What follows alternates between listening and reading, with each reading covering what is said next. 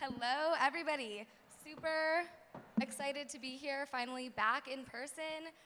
I'm sure many of you have seen my face in our virtual events, and happy to be face-to-face with all of you today. My name's Megan. I run marketing here at FounderMade. I have a background in all kinds of marketing, nightlife promotions, experiential events, so I'm very excited to talk to these expert marketers today about how to market with impact. So I'm going to go down the line and have each panelist introduce themselves. Thank you. I'm also Megan, so should be easy to remember, but I have the pleasure of leading marketing at Spring Fertility. We're a network of full-service fertility centers, and our mission is to partner with patients to achieve their goals, whatever those may be. So if that means starting a family today, if that means preserving options for the future, that's what we're here for. Wonderful. Hi, everyone. I'm Sarah McNamara, and I'm here today as the founder of Naturally Serious, a clean beauty brand, and I also oversee Peter Thomas Roth, which is our clinical skincare brand. And I've had a long history in the beauty industry at Unilever, L'Oreal, and I had my own brand for a few years. Hello, everyone. Paul Collins, SVP of Brand and Marketing at Bev Wines. So we're a canned wine company that focuses on making the good times better through cultural change, leading with a female-first perspective. So great to be here today. Hi, everyone. My name is Amanda Johnson. I'm co-founder of Minted Cosmetics, Minted short for pigmented. We are a pigment-first beauty brand celebrating women of all hues. And so the goal of Minted Cosmetics is to change the conversation about whose beauty stories matter and putting a different face to that to make it a more inclusive and truly beautiful industry. Amazing. Thank you guys so much for being here. Excited to dig in. So we are talking about marketing with an impact, campaigns that really wow. And Bev Wines actually launched a Pride campaign last week. Yep. And if you guys haven't seen it, Google Old Gays, Bev Wines, watch it. It's hilarious and amazing. But Paul, would love to have you tell us a little bit about it and your thoughts on creating the campaign. Sure, happy to. So check out the campaign. We just launched it last week with Halle Berry and the Old Gays. So I don't know if you guys know the Old Gays, but there are 4 senior citizen gay guys on TikTok who have over 1 billion impressions, and they're absolutely iconic. And they're really interesting because, you know, typically when it comes to Pride and LGBTQ plus campaigns, you see the same kind of players over and over again representing the narrative. And so what we wanted to do this year for Pride is say, how do we flip the script and embrace a more intergenerational, more inclusive view of what Pride can mean, and ask the old gays through the campaign. So you see Halle Berry asking the old gays, what does it mean to be iconic, and what does it mean to serve Pride? So the campaign spot, there's an extended clip, is 1 minute and 50 seconds, and it almost is a dramatized interview between Halle Berry and the old gays, which comes across as very authentic. And actually writing the script for the spot, we asked the old gays to design their own talk track, right? So we shaped the overall direction of the script, but it's embracing a new mentality of authenticity and also embracing the idea that we're in an era of creative collaboration. So the best campaigns pull in multiple different groups of people or partners or influencers to drive culture. So at Bev, we believe in marketing as an act of cultural leadership. So obviously it's about driving sales and commerce, but marketing more today has the permission to drive culture. And so the campaign is really a reflection of that, and embracing the idea that to have a purpose doesn't necessarily mean to be super serious or earnest in every piece of communication. Actually, the idea of creating communications based on the notion of exponential entertainment. So how can you actually be more entertaining than what's on YouTube or Spotify or Netflix or Hulu because you're grabbing the consumer's attention? That type of exponential entertainment will move the cultural conversation forward more than traditional advertising. So it's embracing the idea of marketing as cultural leadership, exponential entertainment when it comes to content, and the idea of creative collaboration as the next frontier in marketing. Yeah, I mean, I love that. I think in this day and age, people can totally see through all the bullshit. I don't know if I'm allowed to say that, but they can. And it's so important to represent all the voices in your marketing and with influencer marketing, with what all the messaging that you have. Amanda, would love to learn a little bit about how you at Mented looked at influencer marketing and partnerships and spreading your brand voice. Yeah, it's hopefully I can say bullshit too, because I'm gonna say it. It's exactly what you said. You know, how do we push forth the cultural conversation? So when we went to start Mented, this was actually January 2017. So pre all the brands now that are talking about inclusion. Nobody knew what we were talking about. The manufacturers were like, I already have lipstick. What's lipstick for brown girls, right? Like nobody understood the concept. And so when we were like, okay, how do we get this thing off the ground? How do we, work on our narrative and, be ready to be competitive in the world of beauty, which is like cutthroat? Everyone said, go to an agency. And, we sat back and we thought, why would we go to an agency? The agencies, just like the manufacturers, had gotten it wrong for decades on decades on decades in representing women of color in the world of beauty. And so not only did we take PD in-house right away, we also did that with our marketing. So we were like, okay, myself and my co-founder, KJ Miller, we can't be the only voices of this because, again, we're trying to represent women of color and bring us as a cohort to the table. That's many, many voices. So we knew we needed a lot more people to amplify our message. And then we needed authentic voices who were also going through this fight in the world of beauty of trying to find themselves and tell their own story. So we went to influencers, right? So you have all of these influencers, and now I totally understand influencer marketing is the absolute wild, wild west. There's no rules, there's no laws, it's one man for themselves. But back in 2017, there were a lot of women of color who were trying to make it as voices in the world of beauty, but even at a mainstream level, we were still only amplifying the voices of white women. So, and when you went in the stores, when you talked to a sales associate, it was usually a white woman who would help you. So if you weren't like her, she was probably gonna have a difficult time finding a product that would work for you. So instead, what we realized is women of color were very much going online to find their tribe, right?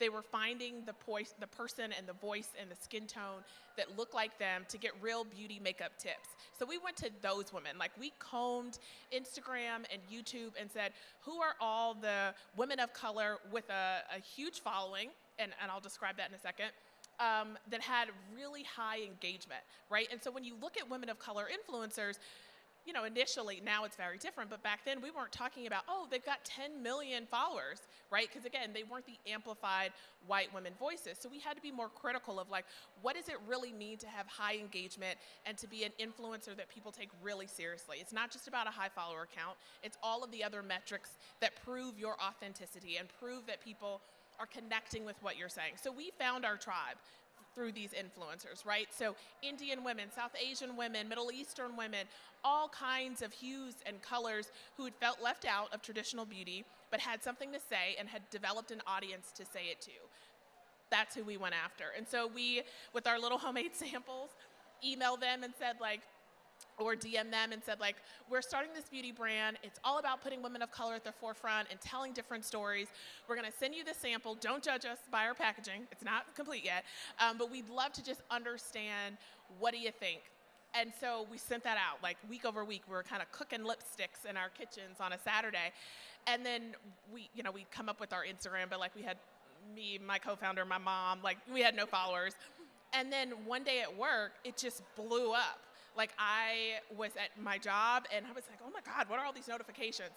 And this influencer, King Molly Magic, who's now huge and has worked with like every big beauty brand, but at the time was still like what we would call niche in terms of follower count, made this video like, I have just found the most amazing lipstick. I know, don't look at the packaging, everybody. And she's like putting it on this model.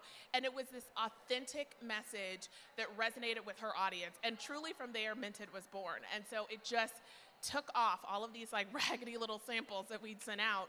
And I think that's when we realized like forever and ever, our authentic message will be of the influencers, because they are not only just amplifying our message, but they're putting their own spin and flavor on it. And if we are true to what we're creating, which is like authentic stories from women of color, it has to be because it comes from authentic women of color. And so that really is like the underpinning of our marketing, and will forever be other voices talking about their beauty stories. Yeah, that's great. And I mean, I think we'll get into this a little bit later, but just like the ever-changing landscape of marketing in general, but influencer marketing is all about, you know, it's not just some super hyper-filtered person holding up a product, but it's actually, you know, building a community and showing those like use cases and stuff. And on the topic of community, Megan, I know that you don't do a ton of influencer marketing specifically, but instead lean into your community and customers to act as influencers and help spread your authentic message. Would love to hear about that. Yeah, of course. So one of the things that we've found to be most effective is to galvanize our past and existing patient base to help tell their stories. 9 times out of 10, when an individual comes to us to freeze their eggs, they're saying, oh my gosh, I wish I knew about this sooner. I wish I found you guys sooner. When people come to us on their fertility journeys trying to conceive, they're often sharing how isolating of a process it is and how they feel so alone. And so our goal is to try to create community to let people know that they're not alone wherever they are in their journey. And so a lot of the pillars of our marketing strategy include giving our patients the tools to help amplify their voices. So we lean really heavily into community and educational events, right? Just trying to start the conversation, because not only are we trying to drive awareness for spring fertility, but we're also trying to drive awareness for fertility services in general, right? And making this information more accessible to everyone. So community educational events. We also have an ambassador program. Actually, one of the amazing women on my marketing team is an ambassador with Bev.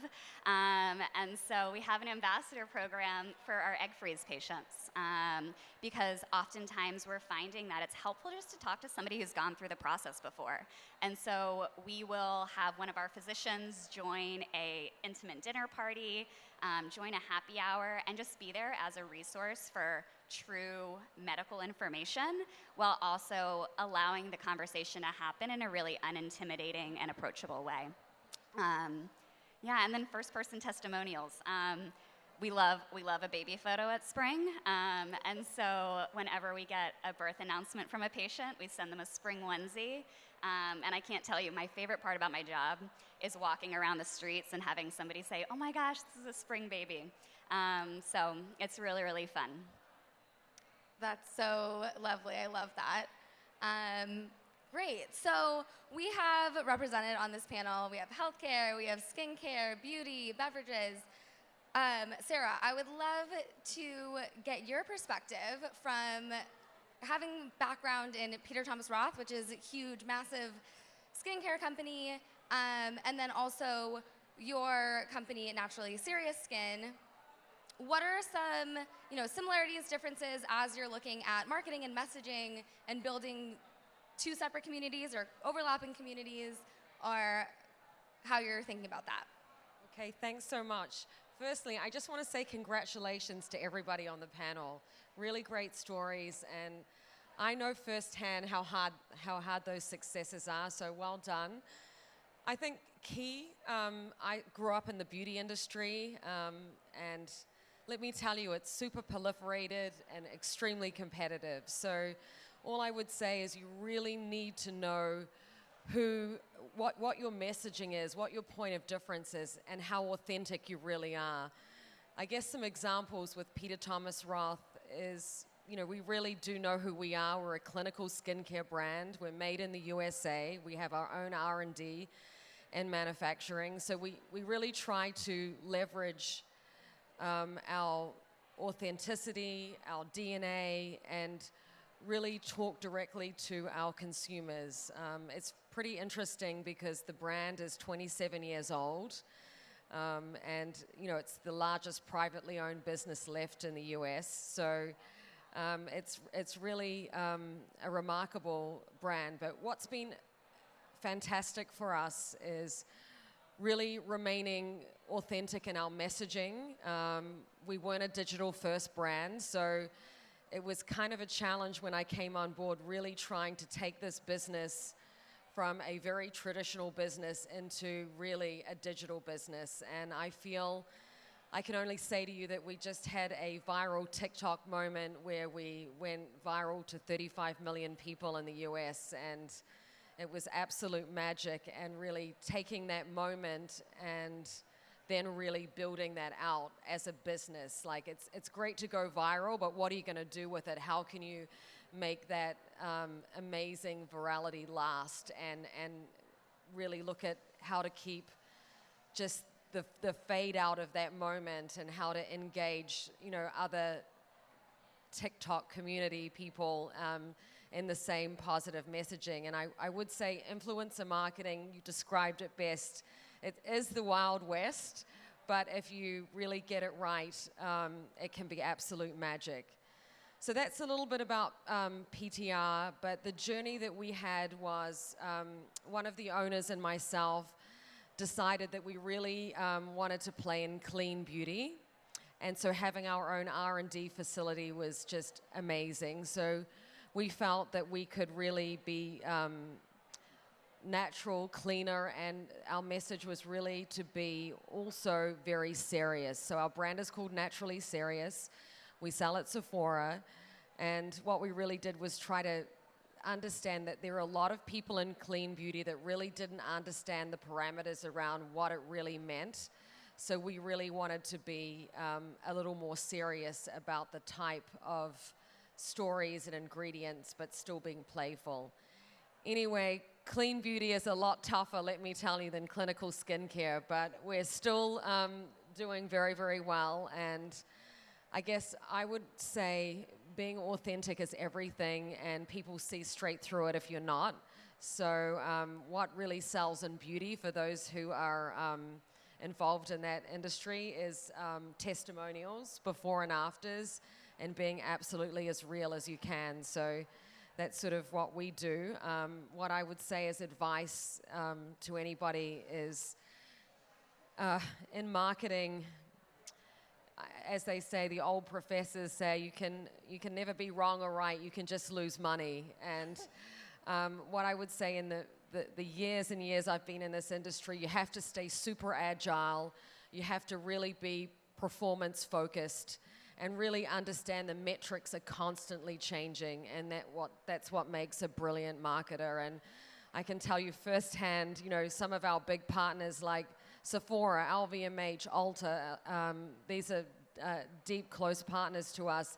They're also figuring it out, because the digital moment is really fast-paced, and so we always look at different and new ideas, but you also need to look at the return on investment. Yeah, that's incredible. And I mean, I think bottom line through and through from all of your different pieces of advice is that people see through the bullshit, and authenticity is key. So would love to just go down the line and have each of you share your top tip or best piece of advice or biggest lesson learned. We love lessons learned here at FounderMade. Our audience of incredible brand founders and brand innovators, we're all kind of in the same boat. Nobody wants to hear somebody get up here and be like, hey, did this and made billions of dollars. We're all in the trenches, it's tough, but we get through it. So just going down the line, Amanda, we'll start with you. What is your top tip or best piece of advice? Yeah, I think when it comes to marketing, particularly when you have investors, everyone's like, more. But there is no silver bullet in marketing. There is no silver bullet in building a brand. It is slow consistency. And you can have a brilliant campaign one year and a product that does great the next year, but the underlining messages and values of your brand are what have to constantly resonate throughout whatever you're doing. So I think build your authentic brand. It is going to take time, and it's going to take consistency and real thought about how that penetrates every aspect of your marketing. But there is, again, no silver bullet. Love it. Paul?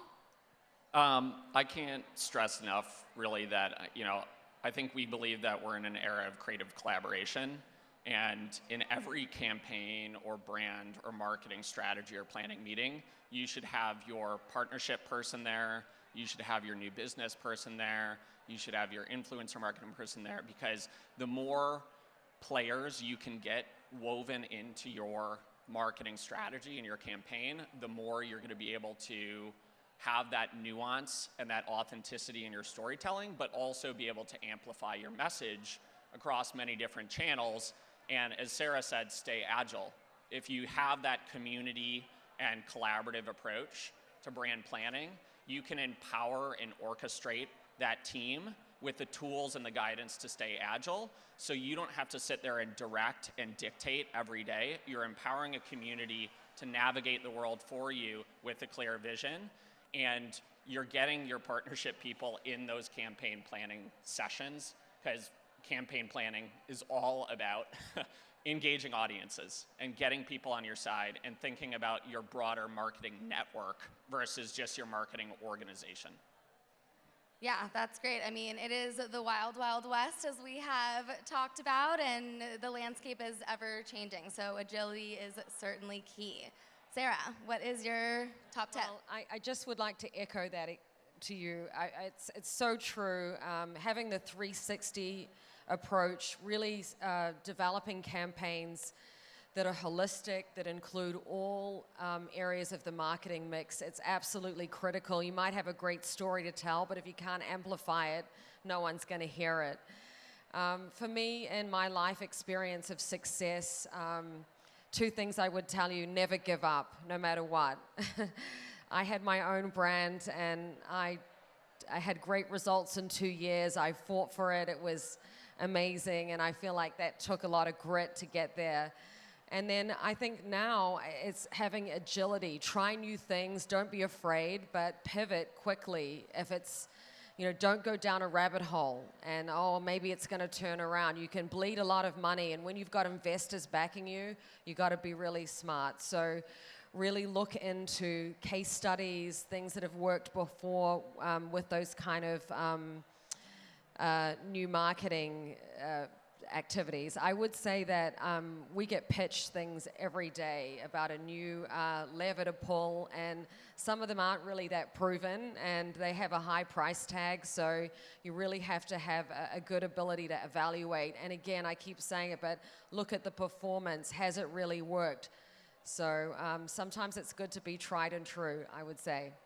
Yeah, how are you measuring the performance, or what are your top pieces, Well, I just want to be real here. Performance is about a KPI, but again, it's about making money, and unless you aren't into that, but I feel like that's everything, and I've always been super driven in terms of EBITDA, profitability, not only meeting the KPIs of the brand, but really getting the results. And so I feel like investors want to know that, and if you've got your own skin in the game, you want to have that too.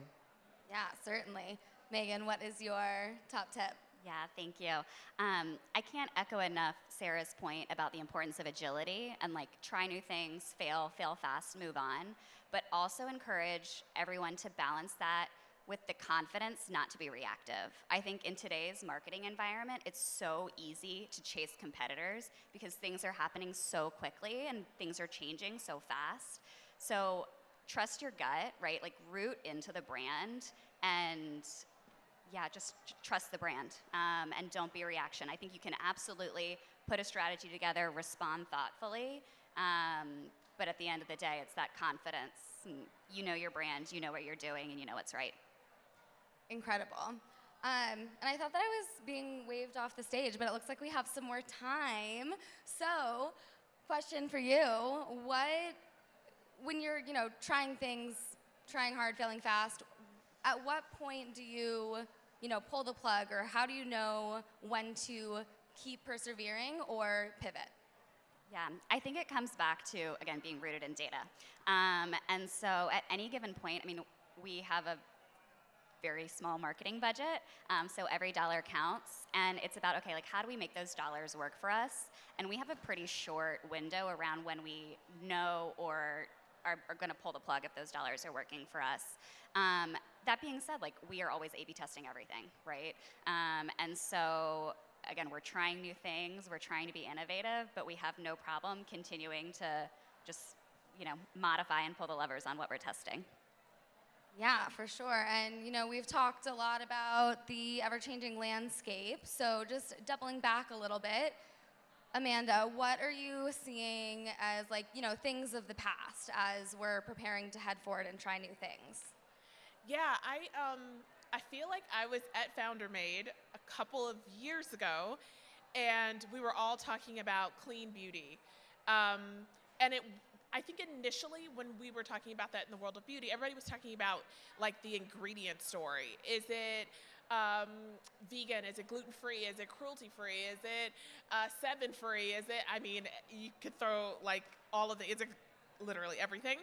But I think what we've come to find over time is that there's still a lot of confusion with consumers on what clean is, what natural is, what organic is, and because of this lack of standard, it can mean a lot of things to a lot of people, right? And so then the retailers stepped in and they tried to clarify. Sephora has their no-no list, and Ulta has theirs, and Target has theirs, to try and help us all better understand what is clean, what is natural, what is organic. But I think there's still a lot of confusion. So what I see as the future, I think that was the past, the future is that consumers are, even though there's a lot of confusion around ingredient stories, are very much understanding sustainability around packaging.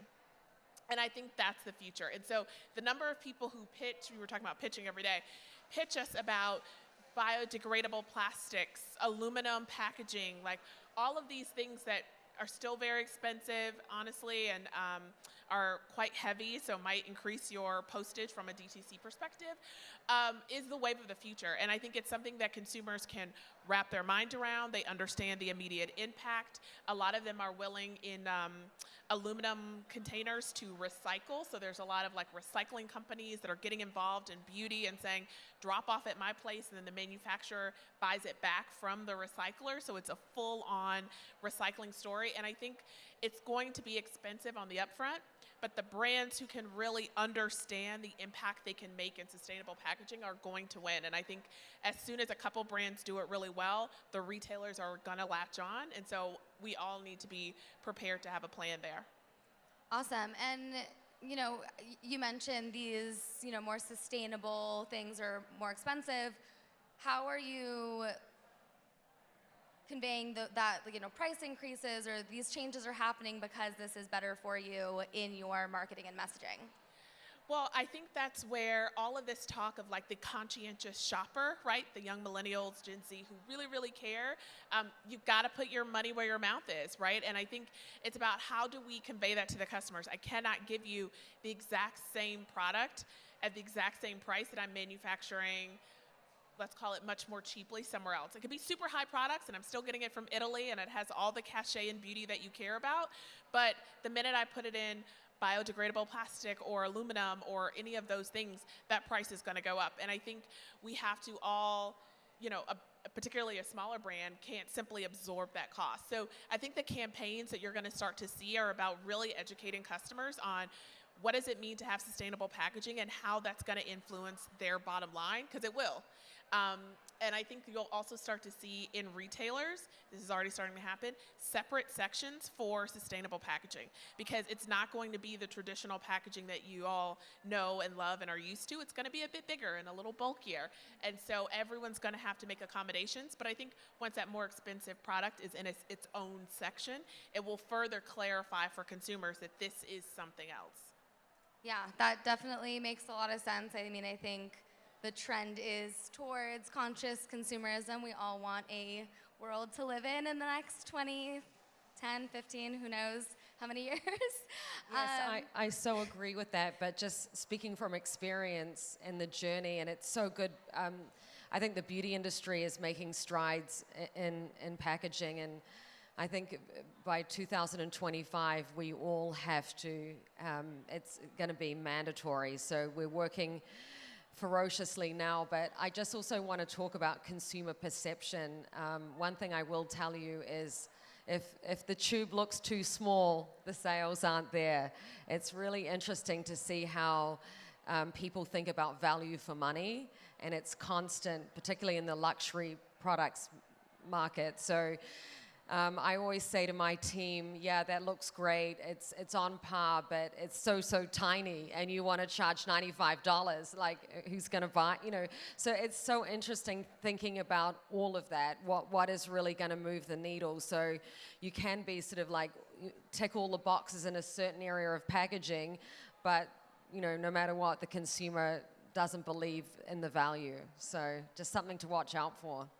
Yeah, certainly. And Paul, on in the beverage space, I know that you are disrupting the way that you are sharing the brand messaging and disrupting a traditionally old white male space and marketing from a female perspective. So would love to know a little bit about how you guys are doing that and communicating those messages.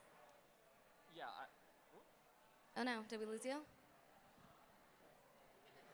Okay, we'll switch for a second. No problem. There you go. So I think, it comes down to viewing marketing as cultural leadership, I think. And I think a lot of people talk about purpose on one hand and marketing effectiveness on the other.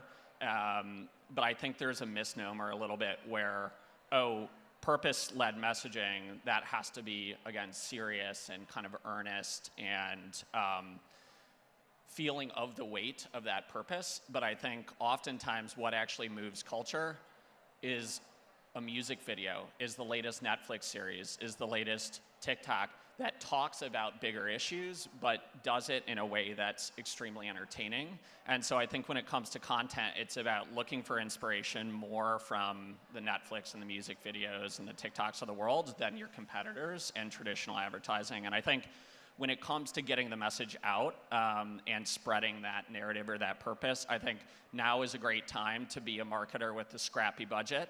Not even kidding you. I think right now smaller is actually bigger. I think if you look at out-of-home, for example, wild postings are much more in vogue and much more responded to than billboards. I think if you look at content, UGC is more powerful than long-form, high-budget, creative content. I think if you look at the influencer space, micro-influencers are more and more powerful relative to big celebrities, and the power of owned media is huge. So I think if you're a small brand with a scrappy budget, now is the time to rocket yourself forward with a powerful message, because the market is ready for it and they're begging for it, begging for a new model where smaller is bigger and more authentic, going back to the initial comment that we've all talked about. Awesome. Full circle, coming back to authenticity. Well, we are out of time, and we're going to get waved off the stage in just a second, I believe. Pass it back over to Founder Made Superstar, Jason. But thank you guys so much for joining us today. Thank you, everybody, for being in the audience, and I will see you next time.